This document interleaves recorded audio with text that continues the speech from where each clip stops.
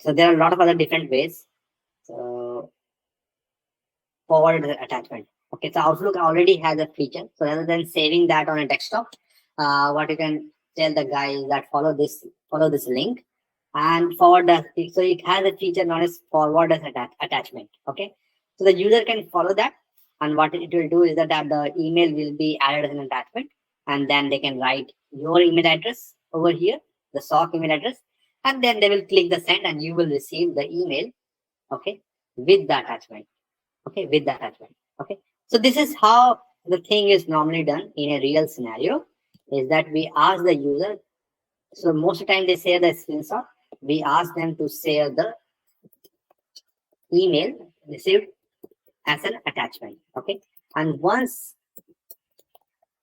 email as an attachment, and once they have shared that email, with us, then what we do is that we open that email, and then we just copy the email header from there. Okay, and once we have the email header, the thing is that our analysis part, the input that we need for the analysis part, is all we have.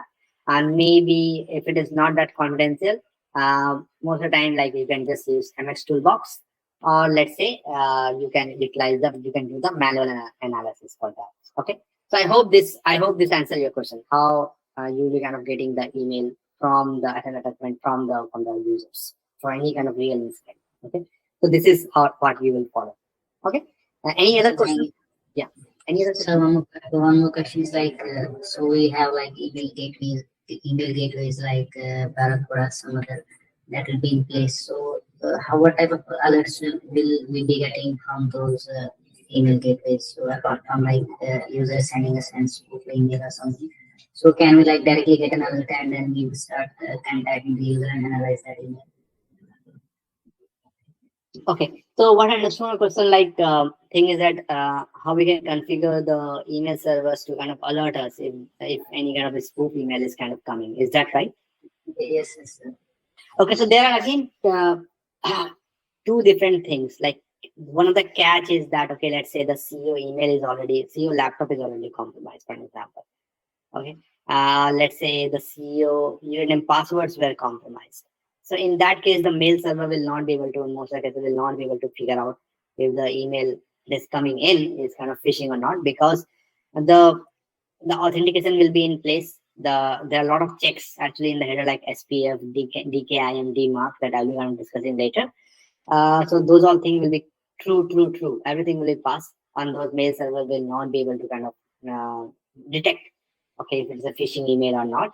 But let's say if anyone is trying to spoof the email by a normal scenario, thing is that in that case, what will happen is that there are three things that we'll kind of seeing later, which is SPF, DKIM, DMARC. Those all things will be like let's say SPF equal to fail, for an example. That's where that's where the mail server will be able to kind of figure out if that email is kind of fake or not. And based on the setting of that mail server, how the mail server has been set up by the email exchange team, either that email will be blocked, or let's say that email will go to the exchange team for any further review. And if the review has passed, so it will forward further. Okay, or let's say, so these are the only two scenarios. Like, it will block totally, or maybe like if those fields fail, then maybe the email exchange team will do some analysis, and if they found that, okay, the alert was false positive, they will just forward that email to the recipient. Okay, so this is how normally the things will look like. But as I told, is that if the laptop is compromised, or if the user name credential or the MFA is compromised, those alerts will not be able to kind of detect those things. Okay, it will be really tough for those mail servers to kind of detect those things, because the security features like SPF, DKIM, and DMARC, which I will be discussing later, will all be kind of in correct settings. Okay, so I hope this answers your question, right? So now let me quickly go back to the email header analysis. So as I told, the email header, whenever you are doing any kind of email header, you first need to kind of separate that out in three parts. trace header, a message header, and the email body. Okay. Now let me go to this actual email header. Okay, over here. And here I told that, okay, this is the trace header, the one. Then this is the message header, and then this is the actual content of that email. Okay. So now before proceeding further, what I'll do, guys, is I'll just quickly take a 2 minutes break and grab some water, and then I'll kind of start the discussion. Okay.